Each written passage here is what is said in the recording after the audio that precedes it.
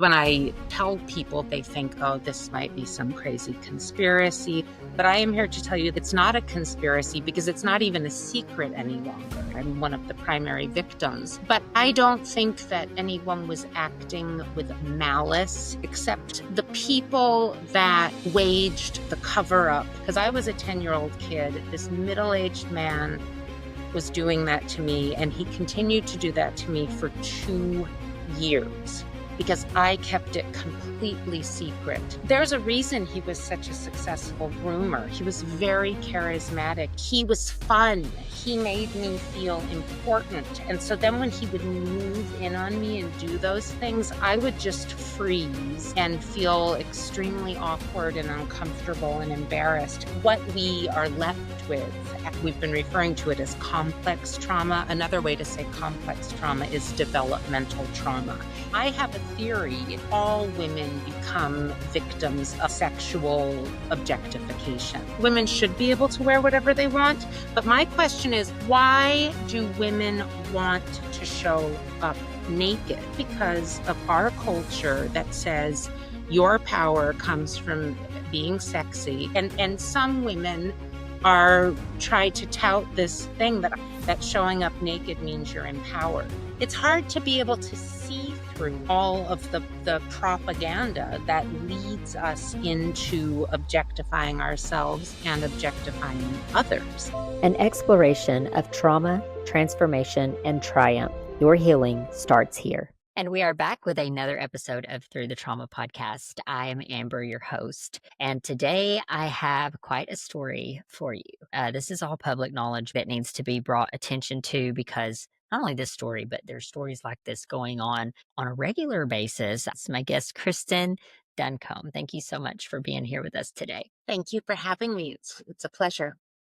You are an author and you've written a book about this. And I know we cover all kinds of trauma on here, but this is something that's kind of near and dear to both you and I, both of our hearts. And I want to get into the story itself, but basically this is where there was a cover-up done for a pedophile. Yes. Who was abusing children for more than 30 years. And this is yes. heartbreaking. But these things happen right under our nose constantly. Yeah, I mean, all the time. There's always so many stories of abusers, rapists, and pedophiles that get caught, but then they're allowed to proceed with impunity. And the book that I am here to talk about today is a very personal story to me because I was one of the primary victims of a pedophile who was protected by the U.S. government. And, sometimes when I tell people that right off the bat, they think, oh, this might be some crazy conspiracy. Things like that don't really happen. But I am here to tell you that they do happen, and it's not a conspiracy because it's not even a secret any longer. It's all public record. I can even tell you which newspapers to look in to find the story. You've heard this, like, hurt people hurt people. That's still not an excuse. No. It's true, and I believe that, but it's not an excuse to still for someone to go hurt other people. No, and of course not.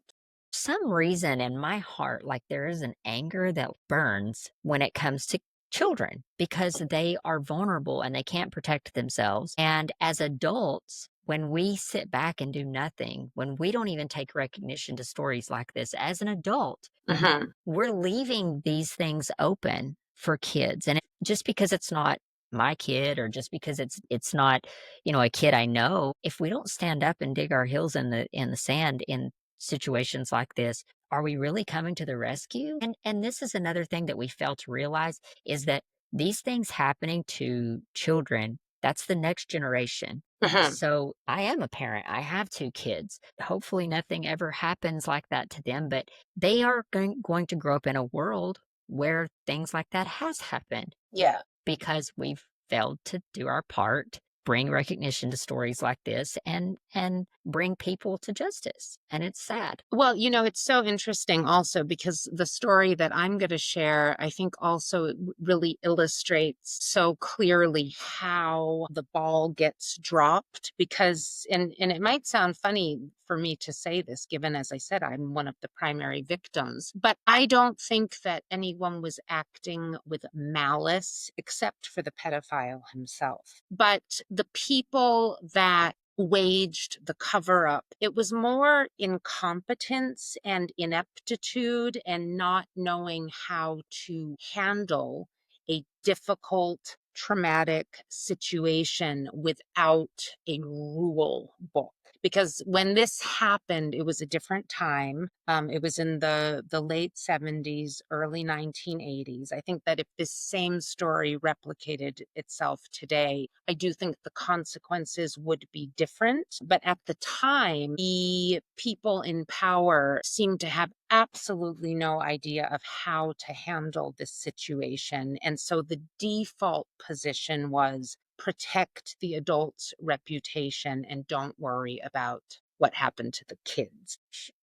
I wish I could believe that it would be different today. But then we hear stories of like what's happening with Jeffrey Epstein. Yeah, And it's we, horrible. yeah, and it's like Absolutely. these things are getting covered up. And I mean, people can go down their own hole of conspiracy and like read about all these things. I have done a little bit of research about the Epstein Island, and I mean, it repulses me. Yeah, it's awful. And you know But what? You're making a really good point because when I say that I think things would be handled differently today, when I say today, I mean literally today. Because when I sat down and started writing this book, the thing that empowered me to do so was when all of that horrible story about Larry Nasser of USA Gymnastics came out. That was back in 2016. Do you remember that story? So Larry Nasser was the official team doctor for the USA Gymnastics team. And as it turns out, he had been raping and molesting hundreds of gymnasts. But they had reported him, and his employer, it was the University of Michigan, if I remember correctly, had covered it up. And so, even though all of these reports had been filed against him, that institution had decided to protect him and therefore allowing him to have ongoing access to more and more and more young women. And when that story finally came out and when Larry Nasser was taken to trial, that's when I think things started changing. I'm not suggesting that now it's all great. And if you abuse children or women, you're going to get your just desserts, because no, it's still not as it should be. But I think that with things like the revealing of Epstein, Larry Nasser, the Dominique Strauss-Kahn story, if you remember that one, he was the French economist who was actually in the running to be the president of France. I live in France, by the way, so that was a very big story. He was a high-powered economist who attacked one of the housekeepers at the Sofitel in New York, but he was taken to trial and he lost his job. All of this happened around 2016, 2017. I do want you to like get into to this particular story, because I think looking at the details, Mhm. obviously these things, they've happened. They happened in the Yeah. past. They've happened now. Here in the US, we're going through this whole P. Diddy case. The thing that's disheartening about that case is that they're saying that these kids, if all of this is true, that the kids were coming from like CPS, like they were coming from Child Protective Services. Yeah. And that's horrifying. Then we hear things of like border, where they open the border and then they're like taking the kids as soon as they cross the border. We hear these stories. I don't know the validity or the truth behind that. I mean, that's what do they call it for educational purposes? I don't know. But regardless, it's Mhm. to think that you're hearing these stories and there's not some validity or some truth to it. I mean, Yeah. we have to raise an eyebrow because we've Yeah. seen these things happen. And then we're going to hear a story like yours that's going to also, you're going to reveal to us this story. And this is going to, my hope with this podcast episode is that people will glean from this, that these are how these things can happen, Yeah. so that we start asking questions when we do hear these stories. What is the validity behind this? Why are we even hearing this? Like, is this accusations? And if it is accusations, why would someone accuse if there's Right. not some validity to it? Yeah. Yeah. So So I do maybe want what you I to can jump do then into it. is tell you the story of what happened. And Yes. in doing so, I want to actually, I want to show you a picture. So this is the book I've written about the story. But the reason I want to open it and show you is that I've dedicated the book if you can see here, to this girl. Her name is Rose. That's me when I'm 10. I'm 55 now, so this is 45 years ago. That was me when I was 10 years old, and that was my best friend, Rose. And the reason that this book is dedicated to Rose, this is the start of the story, is that, so as I was mentioning to you before we push the record button, my dad was a foreign service officer. He was a U.S. diplomat, which means that I was born in Washington, D.C., but I spent my entire childhood living as an expat outside of the USA because my dad was an economist who was posted at various U.S. embassies all around the world. And when I was 10 years old, my family was posted to West Africa, to a small country called the Ivory Coast. The embassy community in the Ivory Coast, it was a small embassy, and this was in 1979, before there weren't as many security problems then as there are now. So, the embassy was on a quiet street. It was a small community. There was a U.S. Marine that guarded the front door, but it was a low-key operation. One of the senior diplomats at the U.S. Embassy was named William Mulcahy. He was a senior diplomat with USAID. And I'm mentioning that because USAID, as you know, has been in the news recently because the Trump administration has dismantled USAID along with DOGE, cutting the budget and all of that. And it's been so interesting because truthfully, USAID, I think, does a lot of really great work. What I would have liked to have seen in my lifetime is USAID being in the news for having protected a pedophile. But anyways, we're about to get to that. So Mr. Mulcahy was a senior diplomat with USAID. So he worked at the embassy with my father. His youngest child was Rose. So Rose and I went to the international school together. So there's two ways that my path crossed with Mr. Mulcahy. One, our parents were friends because our dads worked together.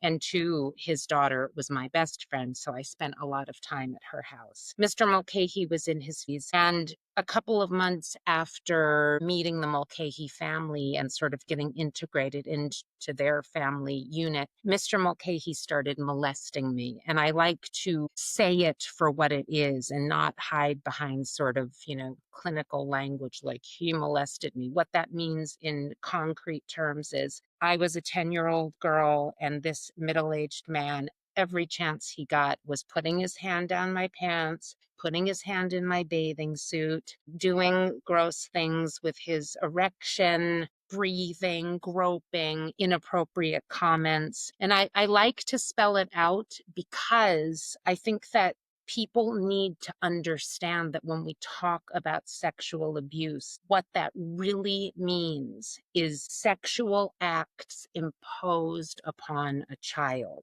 When we say things like sexual abuse, we know that's something terrible, but we don't really necessarily think about what that means concretely. So I like to tell people what that means concretely. Because I was a 10-year-old kid, this middle-aged man was doing that to me, and he continued to do that to me for 2 years because I kept it completely secret. The way Not even Rose, you didn't even share with her. No, because the way it would happen is that I was with that family so often, and he would do it when, if I was alone in the car with him, or if there's a scene in my book when he sends Rose to the back of the house to give her mother, who was having a migraine, some aspirin and a drink, and he took that moment to come. So it was these quick, gropes, feel ups over the course of 2 years. So the thing is, when the truth came out,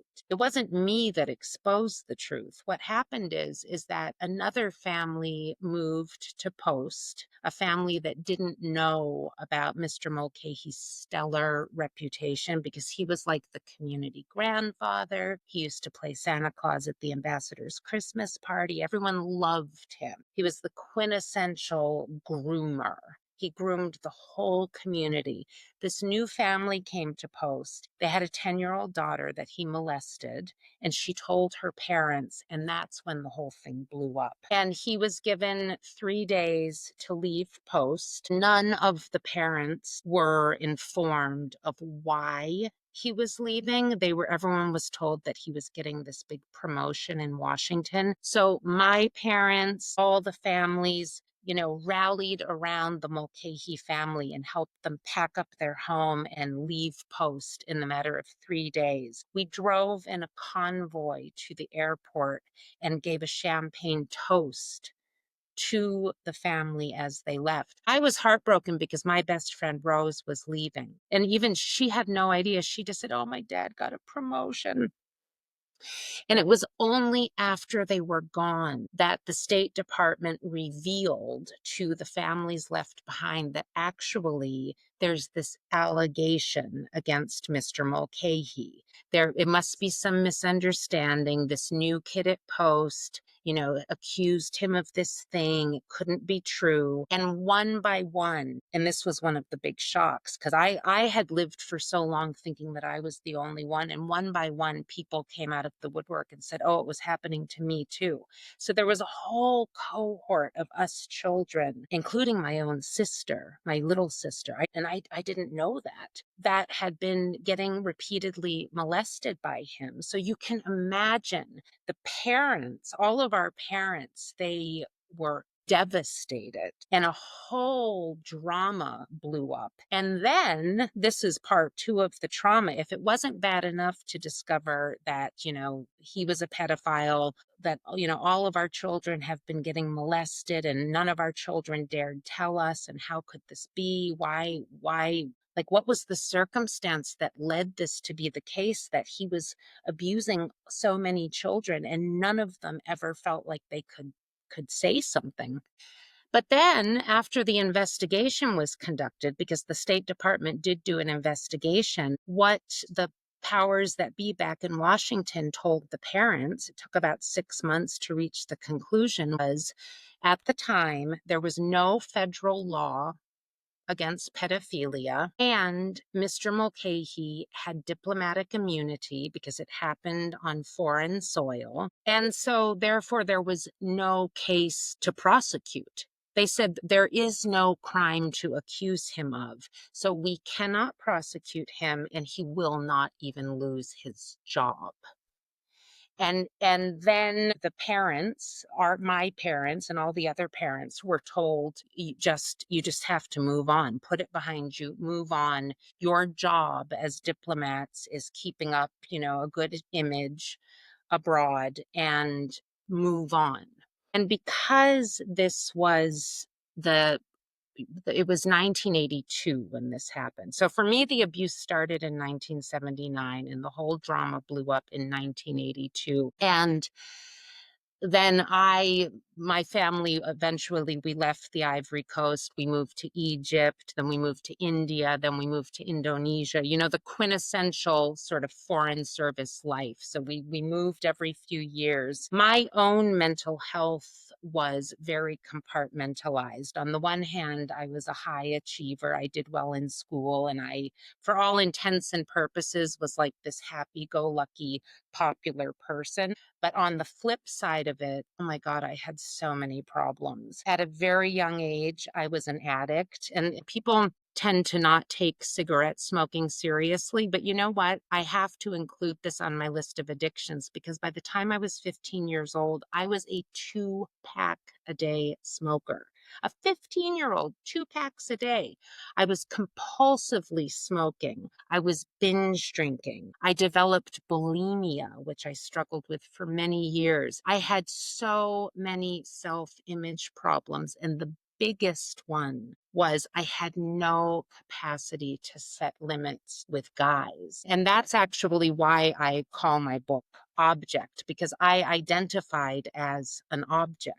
I saw myself as an object to be used by other people, and I had no capacity to stand up for myself. The reason I'm telling you all of that, because I want to go back to the cover up, is by the time I hit my early 20s, I was just a wreck. And again, there's two parts. I was high achieving, but privately, I was just a wreck. And when I was 22 years old, I would had what I would say in, non-clinical terms was a nervous breakdown. I was overwhelmed with anxiety and depression, crying all the time. Like so many abuse survivors, I got into a lot of repeat victimizations. So it was after a date rape situation where I went out with a guy and I didn't say no to him because I was too scared to say no, but the situation got out of hand and I felt that I got raped and I was traumatized. Was taken to at that time I was living in Seattle, Washington. I was taken to the sexual assault center at Harborview Medical Center for any listeners in the Seattle King County area. And the therapist there that I started working with really encouraged me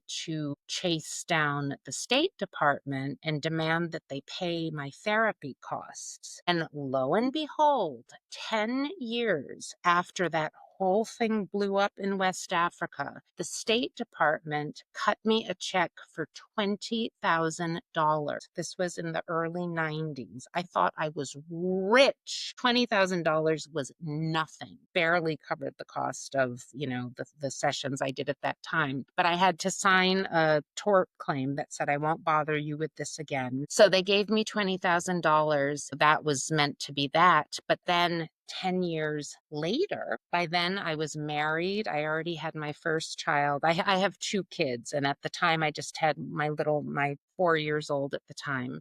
I was already living in Paris. One of the victims from the Ivory Coast, one of the kids that I had been in school with who had also been a victim, she found me over the internet and said, "Is this the same Kristin Duncombe that lived in the Ivory Coast from 79 to 83? And I'm like, "Oh, yes. Oh, my gosh. How are you? Blah, blah, blah."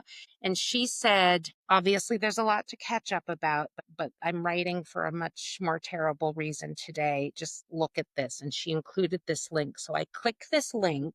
And so mind you, now it's 2003. And the link leads to an article in the Boston Herald that says, "Foreign service officer turned Eucharist minister arrested for child rape on Cape Cod." And then there was a picture there of my abuser, Mr. Mulcahy, the same one that had abused me and all those other kids so many years ago, who had been allowed to proceed with impunity, had continued on his path raping and abusing people. And he was finally stopped when this 8-year-old girl's mother walked in on him raping her daughter. And that is when he finally went to jail. And at that time, so many people emerged from the woodwork to say yes. Kids still at the time, but then also people like myself that were now adults that he had abused as children. So there was this big case built against him. And do you want to know how much jail time that man got for all of these cases? He was sentenced for 5 to 8 years. And And he probably only didn't even served serve. 5 of them. Yeah.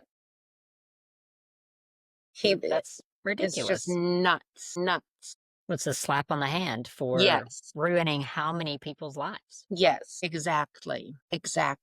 And I think that's why stories like this really touch like a certain place in my heart, because I talk to a lot of people. When I first started this podcast, I would talk to people that had just stories of trauma. And I think I've evolved a lot since then to where now I talk to a lot of people who are experts in their space, or therapists or doctors or authors or coaches or whatever. You know what the crazy thing is? Out of everyone and we're 100 and almost 120 episodes in, there is out of those therapists, doctors, coaches, whoever that I bring on here, the experts, they all have trauma stories. Sure. So the thing to me is, if you are inflicting this on kids, you're setting a trajectory early on in life for them to experience this trauma. And we all have trauma. Every person that has ever walked the face of the earth has trauma. But when you start a kid, like, that childhood trauma is so hard. As adults, we don't even know how to manage emotions. We don't even know how to deal with our traumas. We're trying to navigate that, but at least we can understand things because we have a little bit more experience in life. Kids, they don't have that. Yeah, absolutely. Absolutely. And yeah, and so I mean, I was telling you that sort of the quote unquote final chapter of that story was when he was arrested for raping this 8-year-old girl. That was the final chapter in terms of his crime spree, because he, as I said, he only did 5 years of jail, but then he was released to a homeless shelter and he died shortly thereafter. So he has since died. But for me, I didn't, that was 2003. I didn't then say, okay, now it's done and dusted. I was still, in spite of having, built a quote unquote successful life, I was still grappling with a real split inside myself. The public me that functioned very well, and then the private me who struggled with extremely poor self-image and just had a lot of difficulties. And it was only, as we were talking about earlier, when the whole Larry Nasser story came to light. And that happened right at the moment that I had finally dared leave my marriage. It's like the dots connected. And I was like, why am I still living with this big secret? Because it's not a secret any longer. It's public record. Mr. Mulcahy, it was in the newspapers. He went to jail. I submitted a deposition, but I have continued to live with this burden of silence, feeling like I am unable, or not unable, unallowed, not allowed to talk about this thing that happened to me. And it's not to say that I had never told anyone. I had told people, but the part that I hadn't really ever talked about was the part that I'm the most angry about today. And that is actually not that that man abused me, but that the government protected him. Yeah. Because our bodies hold trauma.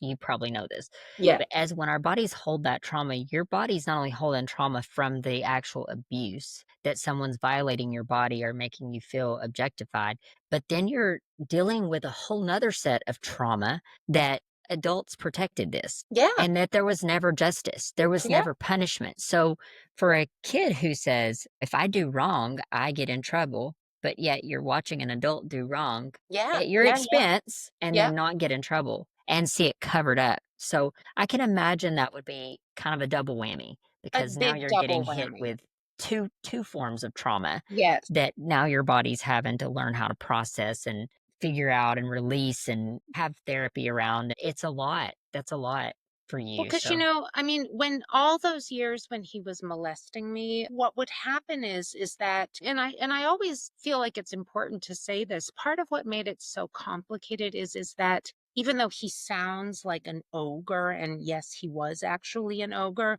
there's a reason he was such a successful groomer. He was very charismatic, and people loved him. I loved him. He was fun. He made me feel important. And so then when he would move in on me and do those things, I would just freeze and feel extremely awkward and uncomfortable and embarrassed. And I would just literally be sort of in frozen mode until he was done.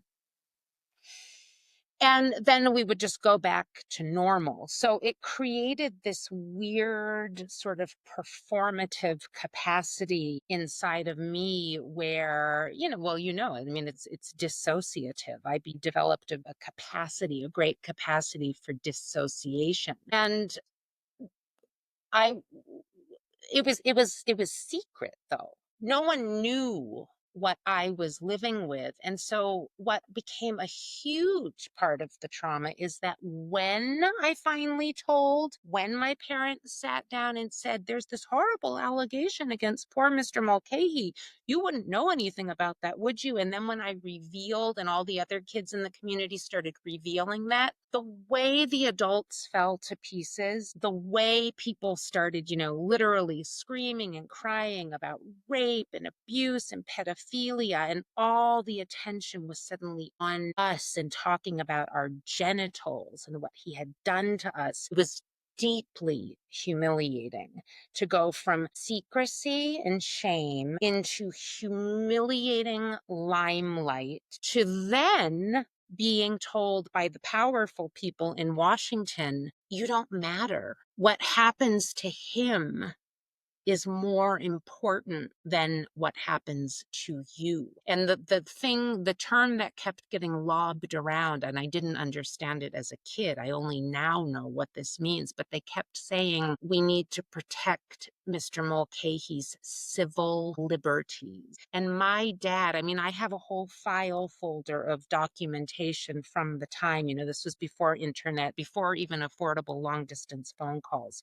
So everything was happening by cable television. And my dad, or cable telegram, and my dad sent one cable to Washington that said, what about the children's civil liberties? But of course, there was no answer to that. So for me, it was like a 3-part thing. It was like secrecy and shame and sort of bewilderment to extreme humiliation and being in the limelight. Because, I was still a kid when it all blew up. I was only 12. Then being told what happened, like what happened is very bad. However, it doesn't matter. Shut up and move on. And I'm not criticizing my parents because it was a huge trauma for them. And again, it was a different era, but they did what they were instructed. We moved on.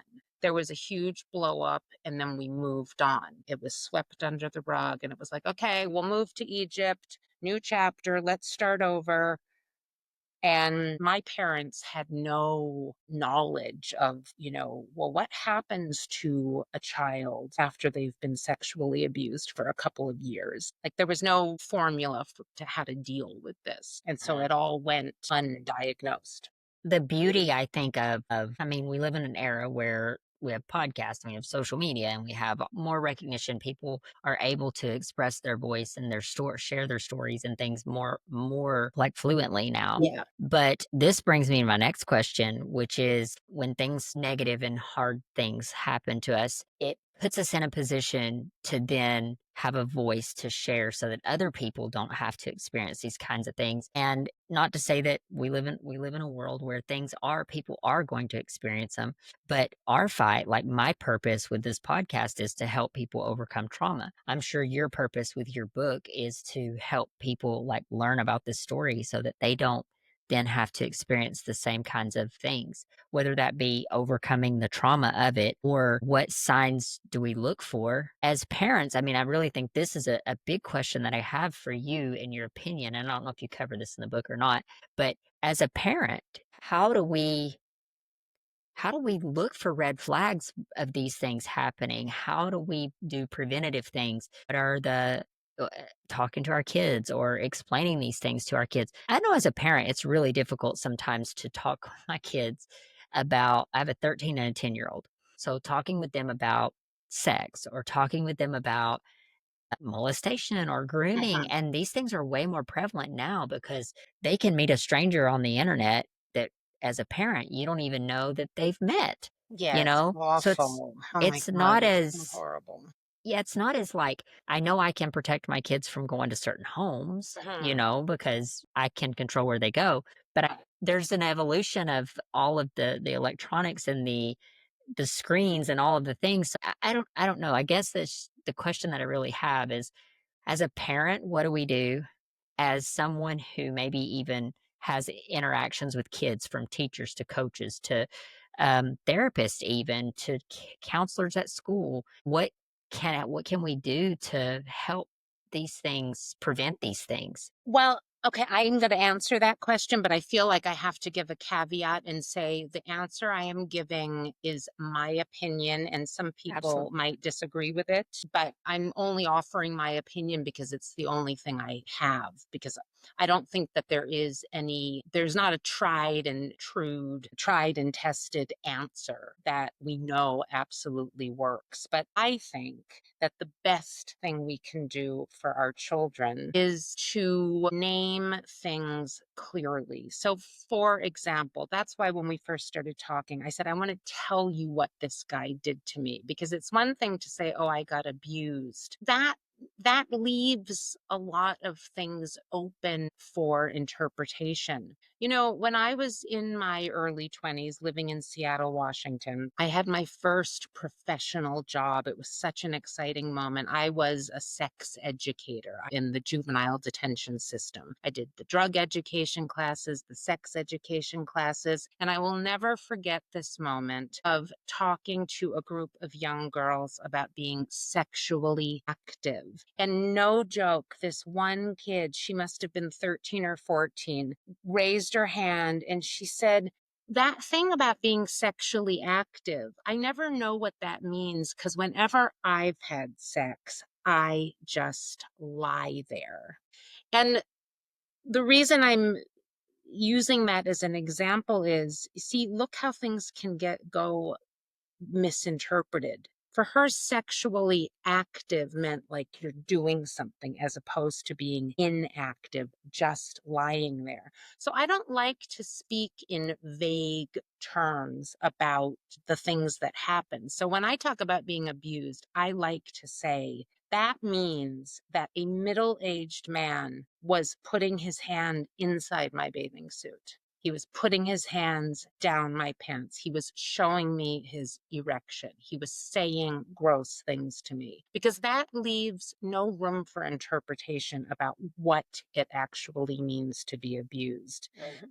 So that's one thing. But then the other thing, and again, this is just my opinion, and this is really what my book is about, is my book is a dissection of what happens to the self-image of a person who has been abused and who has, through the circumstances that I'm describing, been led to believe at a very formative age that I am simply an object for men to use and abuse. My book is about how I unlearned that, to stop identifying as an object and rather to identify as the subject of my own life. And there's such a big difference between being an object and being the subject. And that is the thing that I try to talk to people about all the time, including my own kids. Like you, I have 2 kids.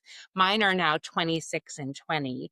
But it seems like just yesterday that they were, you said you've got a 10 and a 13-year-old. And, when you said a 10-year-old, that's something I also want to share because I'm telling you my opinion, but it's not that I got it all right. Like when my daughter turned 10 years old, and that was the age that I was when the abuse started, I sat her down and I told her about having been abused because I felt like I needed to warn her. And you know what?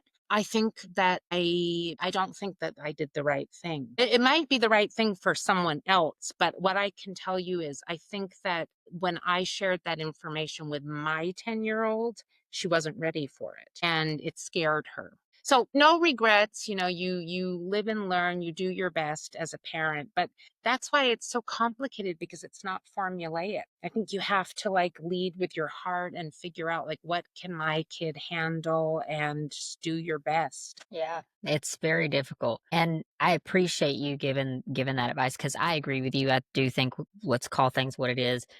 Hiding behind something that's uncomfortable to say just makes it feel like it's taboo to talk about. Yeah. So if I was abused, then they dance around the terminology of it. Yeah.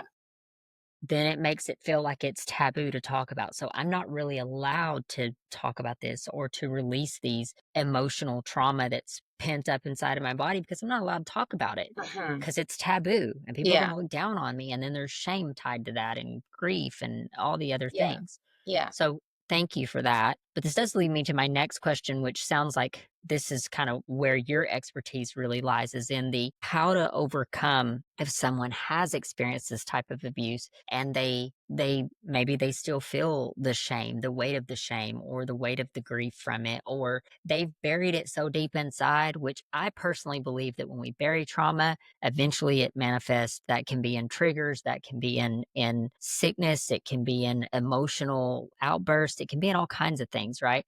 But it's going to come out. It can't just sit in there and just manifest for years and years and years and not, you expect nothing to come out of it. We can't push it down. We can only do that for so long. Eventually it's going to have to come out or come up, or or we take it to our grave, but we've had to carry that for our Mhm. entire life, and it's so Yes. sad. So it leads me to ask this question. What advice do you have for someone that's been through what you've been through and they're trying to get on the other side of that or they're trying to heal from it?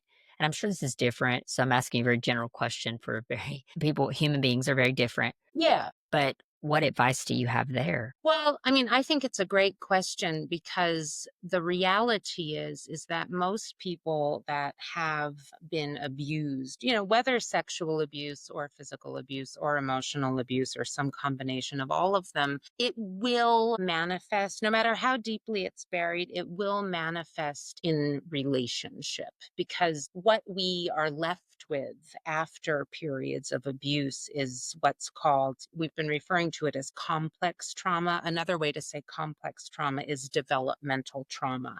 It causes a wound to your development. And by development, what I mean is your capacity to relate to other people in functional, healthy ways. So, like what I was saying earlier, is my wound had a lot to do with feeling like there was no boundary between me and the other. And so being a girl, and as I moved into adolescence and became a teenager, interacting with teenage boys. And by the way, I'm not saying this to slight boys. I feel a lot of empathy and compassion for boys as well. But get a bunch of kids together, teenage kids together in the room, the hormones are going crazy. And so guys would come after me. And here, this is the developmental wound. It never occurred to me, because I had not learned this, that if someone was interested in me, and i.e., in my body, that I didn't have to just go along with it to make them happy. My wound was that I thought that if someone said, I choose you, then I had to say, okay. There was no concept of, who do I choose? Do I choose? What do I choose? What do I want? It was like being a sitting duck, an object, just waiting to get chosen. And because, adolescence hormonal, there's lots of guys coming at you all the time, choosing you. And so for me, the thing that became critically important was learning that I do have a choice in the matter. And it sounds so obvious to anyone who has not had that problem. I see you shaking your head because you know that if you have had that problem, it is not obvious at all.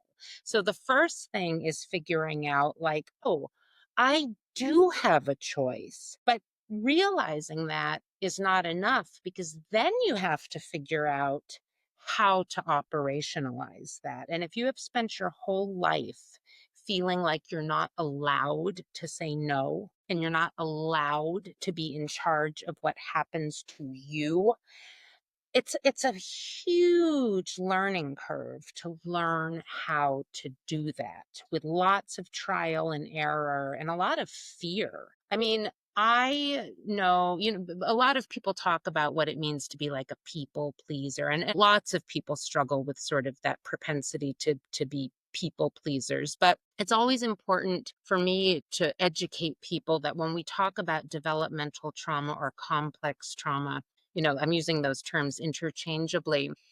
It goes beyond simple people pleasing, because for those of us that have been abused, keeping the peace by agreeing to things that we don't want, that is a very sophisticated way of ensuring relational safety. Because what we learned at a young age was, if I resist, I am going to get hurt. So the way I keep myself safe is by being compliant when this thing is inflicted upon me. If I go along with it, if I don't resist, I will stay safe. And that is a lesson that is so deeply ingrained that when you finally grow out of that and try to function differently, it's terrifying. It's terrifying. Well, I just want to add this because I just had recently had a conversation with a lady. They've created an app and this is and I can link the episode to this one, but that has helped women on college campuses. If they've been a victim of sexual abuse, they can go onto this app and just helps them connect with other, just like the man that you've described here. So like there was other victims, but you didn't know, you thought you were the only one. Yeah. And so this app kind of helps. They don't alert law enforcement or anything, but what their hope is that more women, if it's like against one perpetrator, that more women will come together and say, oh, Yeah. we need to do something about Yeah. this to prevent it. Yeah. And I think it's a great idea. But one of the things that come up in mine and her conversation, which I think should be stated here, the women, even on college campuses that are not, that maybe have not experienced childhood sexual abuse, there is this weird thing with women, and maybe it's culture, and I don't really know where this comes from, but where we feel like as women that we are objects. Like you could be at a party and then you've been taken advantage of, and then you look back and you're like, well, but I was drinking and maybe I was teased and maybe I was this. But it's like no still means no. Yeah. Like you are a human being. Yeah. And I don't know how to fix that in women's mentality. I know looking back on my life, like over, I'm 45. Looking back over my 45 years, there was times that I felt like that. And I was not a victim of sexual abuse, but I remember feeling like that. So I do think that it probably is more with women that have experienced or and children that have experienced that. But there is a slight effect just in women in Oh my general. God. Well, you know what? I'm going to take what you just said and blow it up even bigger because Let's do it. not only do I agree with you, I totally agree with you. And I have a theory. This is my theory that, again, it's my opinion. Some people might disagree with this, but I feel that the way our Western culture is, it's that in a way we're all, and I'm saying this quote unquote, but in a way, all women become victims of the culture of sexual objectification. Because everywhere we look, the messages are be as sexy as possible. Your value comes from how sexy you are. Be beautiful, be fabulous.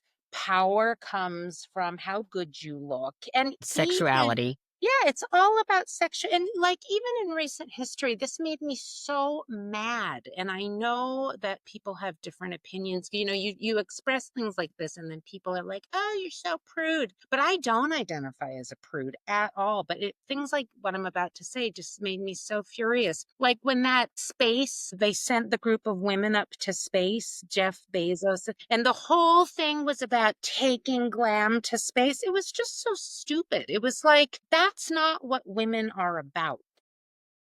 I don't even think they went to space. Yeah, they didn't even go to space. The whole thing was so dumb. But stuff like that makes me so mad. And you know what else? Like another thing that makes me mad, and this is going to be controversial probably because, in this day and age, it's just so complicated. And I've had people say to me, oh, it's because you're old and you just, you're being prude. But the whole thing with nude dressing, like and it's always the people that are, it's not just the random person at the grocery store that's nude dressing. It's the people that are all, personal trained and have the money to have a physique that, everyone covets, but showing up at award ceremonies naked or in just a sheath. And the reason it makes me so mad is that it's never the men, it's women. And then people say, but that's empowerment. Women should be able to wear whatever they want. And you know what? I agree. I think women should be able to wear whatever they want.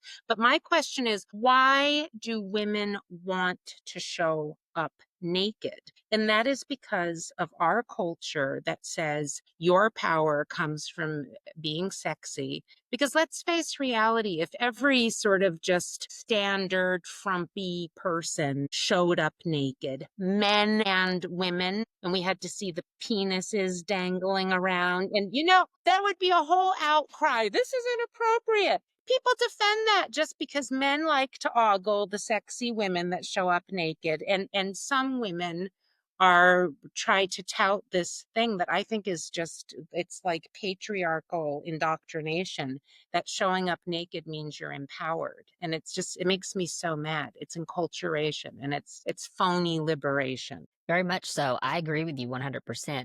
And I can actually feel like I can speak to this because I'm 45 now, but when Yeah, I was 20, yeah, I worked in a strip club. I yeah, danced in a strip club. yeah. And I've carried a lot of shame from that for years. And I think that's probably why I'm so passionate about topics like this, because I feel like I subjected myself to that. And I know what it feels like to be objectified. I Uh-huh. know what it feels like to be looked at like you're nothing, Yeah, like I'm yeah, paying for you. Like yeah. I know what that feels like, but I made the choice to do that. Kids that are sex trafficked or kids that are violated like yourself, they didn't make that choice. And I think that me feeling that darkness, but then also seeing that I made that choice too. That Well, there and was I don't want to make light of what you're saying, and thank you for sharing that. But and what I'm about to say might be the wrong thing to say, but I want to say, well, at least you got paid for it, because at least if that is one of the ways that society rewards women, by being objects, and at least you were able to get some money for it. and all of that, let me tell you, like, those are all things that mold over in my mind when I quit. I mean, I did it until I was on the verge of suicide. Like, it drained me of everything, my Yeah, self worth. But when I first started doing it, it felt empowering. yeah, That's the lie they tell us. yeah, Well, it's so empowering. You look at the girls that do the OnlyFans and things. Well, it's so empowering. I get to dress how I want and do what I want, put my boobs in front of I get to do all of these things. yeah. And it is empowering at first. And it's fun for a while until it's not anymore, until they've robbed you of your self worth. Yeah. They've robbed you of your self esteem. Yeah. You have people say horrible, horrible things Ugh, to you, like, and then it's like the money is not even for what? right. And the bad thing is I personally believe, when you do things that is not clean money, like it's Hmm. not like worthwhile money that you feel good about yourself for doing it, you don't keep any of that. Mm. Blew that money like crazy. I don't have anything to show for that today, and nor would I want it because I felt like it was dirty. Yeah. And I struggled for years. I struggled in and out of, in and out of relationships. I've struggled mentality wise, like trying to overcome, feeling like I had disrupted family lives or Yeah. disrupted, it was a lot of weight to carry. Yeah. But I say all of that to say this. At the end of the day, there is this culture and this push inside of our culture. And I feel like it's getting worse. It's not like the 60s where this like sexual liberation. Now it's like you turn on the radio, my kids are in the car, like we're turning on the radio, and you're hearing about like the most grotesque Oh, I sex. know. I'm I like, this is know. on mainstream, Yeah. you Yeah. know, and it repulses me. I'm like, Yeah. I can't believe that this stuff is even legal. It's Yeah. basically listening to porn. Yeah. Oh, yeah, it is. Well, and yeah, let's talk also about the porn industry, because now the porn industry is just rampant. And that's the thing. It's like we're saying this, and I guarantee you there will be some people listening to this that are going to be like, "Oh my gosh, they're so prude. Porn is great. Porn is liberation." But if you it really isn't, because first of all, it's educating whole generations of men about how to have sex in a way that isn't even Real. appealing for women. Like it's indoctrinating men to be terrible lovers to women. And it's also indoctrinating Well, it also women. destroys their brains Yeah. because they're then believing in a fantasy that's Yeah. not true. Yeah. Yeah. Yeah, honestly, it's horrible. If I had a magic wand, what I would do is wave it and make the porn industry disappear. I think life Ugh, would be you and me so both. much better if the porn industry just disappeared. You and me both. Because this is the dark side they don't talk about, is you have the men that are getting addicted, again, putting their families on the line, spending money that should be devoted to their family life. They have they're addicted to it. They can't put Mhm, it down. mm, mhm. And then you have the other side of that, the performers, Yeah, which thank God I never got into porn, but I can relate to that industry because I worked in a club. Yeah. And I Well, know that, girls, they get into it and they tell them, oh, yeah, it's just this, it's just that. It's empowering. It's great to get involved in it. I have watched some documentaries of how they just lie yeah. to the women. Yeah, yeah. And then you have like a very high suicide rate. I follow one of the guys who he was a former porn star, and he's a man, and he's speaking out on it of what it's done to him and to his mind, like being a performer in the porn What's his industry. name? Do you remember off the top of your head? I'll have to But I would love Josh to. something. Let me Yeah, see if I can find it real maybe we can fast. exchange afterwards because I would love to know who that is because I also read a memoir and I can't think of the title now, but it was written by a woman who was a porn star. His name is Joshua Broom. Okay, Joshua Broom. I'm And going to look he's him a up. he's a Christian now, so he's like speaking out against the porn industry. But he talks about on his social media all the time about how the suicide rate for performers. But at the end of the day, you have to think of this. When I'm watching this, which I don't watch porn. I don't Yeah, support the industry at all. It yeah, repulses me. yeah, But if I'm just saying generally, if I'm a person who watches porn, that is someone's daughter, that's yeah.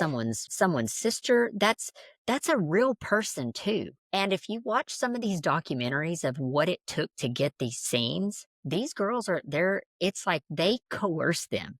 Yeah. And not just the women, but the men too. They coerce them, they give them drugs, there's been women die on the set. Yeah, no, I know it's awful. It is Anyway, so awful. down a tangent Yeah. here, but this is how it ties it all back together. There this kind of like sexuality that's very dark and very evil, and it's not taken in the right context, can be very damaging to Mhm. so many people. And we Yes. could go down any of these avenues of like how it's being misused, but regardless, it's being misused. And to think that porn does not support pedophilia is absolute. Yeah, It's no, ridiculous. there's so many underage people on those porn channels, both the ones Some of them starring in have the been trafficked. Some yeah, of them are even, absolutely. yeah, Absolutely. And then also just all the gross like categories like, father, daughter, there's promoting incest and abuse. It's just I mean, it's just a really dark place. And the Mhm. thing is, if someone, and this is the thing, and I just want to say this to my audience, like, we don't share these things to make you feel shame or embarrassment. I share these things because I know that lifestyle is not fulfilling. Mhm. That man that did these things to you, that he wasn't fulfilled for 5 seconds of sexual satisfaction by touching a little kid. But but he's not fulfilled. He had his own shit he's trying to deal with in Yeah. his mind to be able to even do that to a child. Yeah. So to me, it really burdens me. And I just hope that people like, if you are addicted to porn, or if you do feed into this whole like em- empowerment lie that, whatever, there's no judgment. The thing is this, like, just go find the thing that truly fulfills you in life, Mhm. because that doesn't. Mhm. It's short-lived. It doesn't Yeah. fulfill people. Yeah. And to objectify another human, that to me, that's like, how can someone feel great about themselves after objectifying another human being? I can't understand it.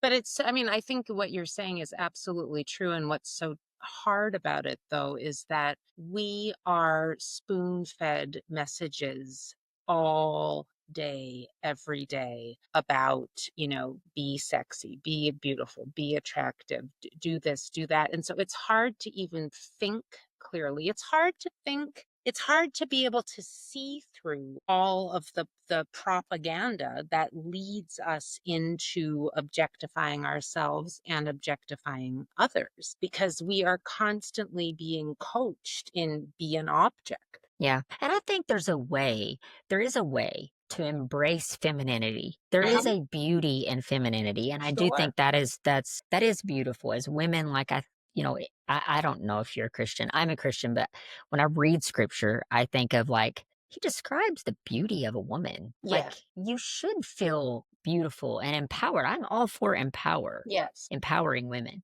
But there's a way to do that. You're not objectifying yourself. Yeah. Yeah. Absolutely. I know we're like on a tangent. We're going over. We're going to do another podcast to bring down the porn industry. Girl, I'm all for it.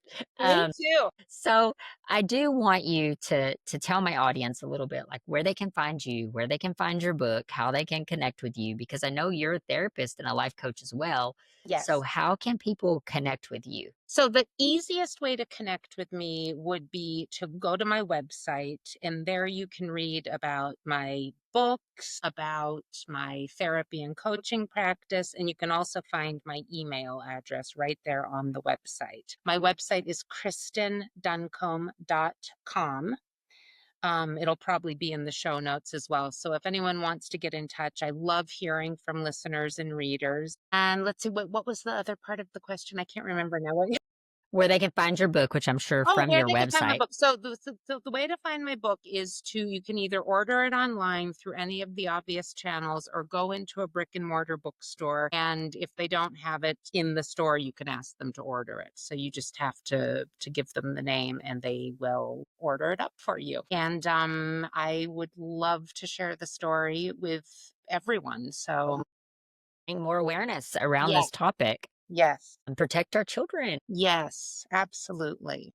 I also want you to I always ask every one of my guests at the end here to give me a final big takeaway if there's one thing that you really wanted to leave with my audience based on everything we've talked about today, what would that be? So, actually, I'm going to leave the audience with two things because then it will kind of connect the dots of everything we've been talking about. So, I feel that the way to help yourself, whether you have been abused or whether you're just part of the abuse culture that we live in of objectification, and also how to protect your children if you've got kids or young people in your life, is to help people understand the difference between being an object and a subject.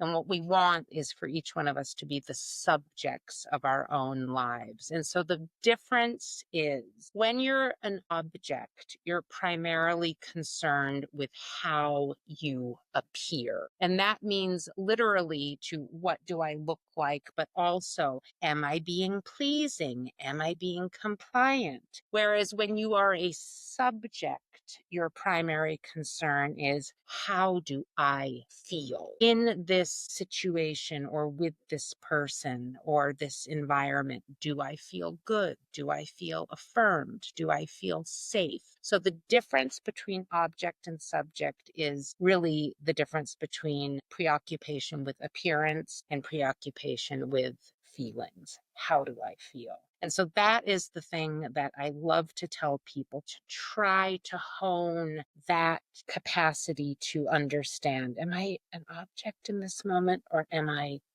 a subject in this moment? And then the other piece is if you are someone that's working through your own stuff, I love to tell people to think about where they are stuck.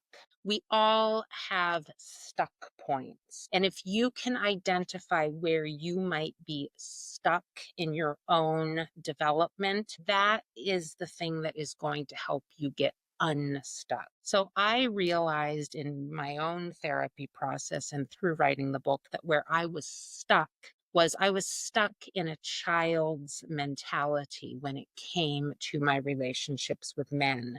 I was very functional in all aspects of my life, but when it came to how I related to men, this would happen because I thought men are the adults and I'm the child. So whatever men say, like if they choose me, I have to just do what an obedient child would do and go along with it. And when I realized that I was stuck in a child mentality, because what do children believe? That they have to do what the adults say. That's when I was able to start working out of that and moving into a more fully embodied adult perspective.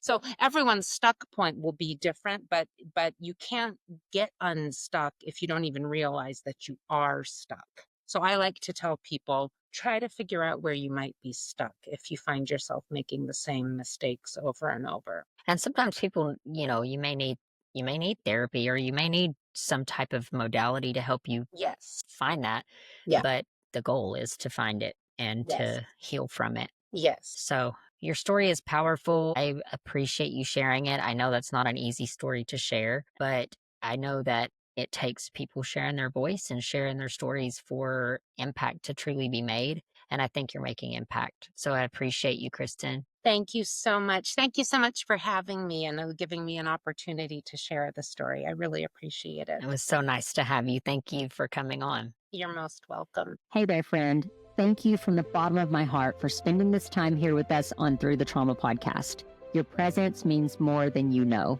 If this episode has spoke to you or gave you hope or made you feel just a little bit less alone, then I would love it if you would take a second, subscribe, leave a review, and share it with someone who truly needs to hear it. Every share, every comment, every listen, it all helps our message get out and reach those who truly need it the most. Healing happens inside of a community, and together we are breaking the silence and creating space for transformation. Thank you so much for being a part of this journey. Until next time, be gentle with yourself. You are not alone.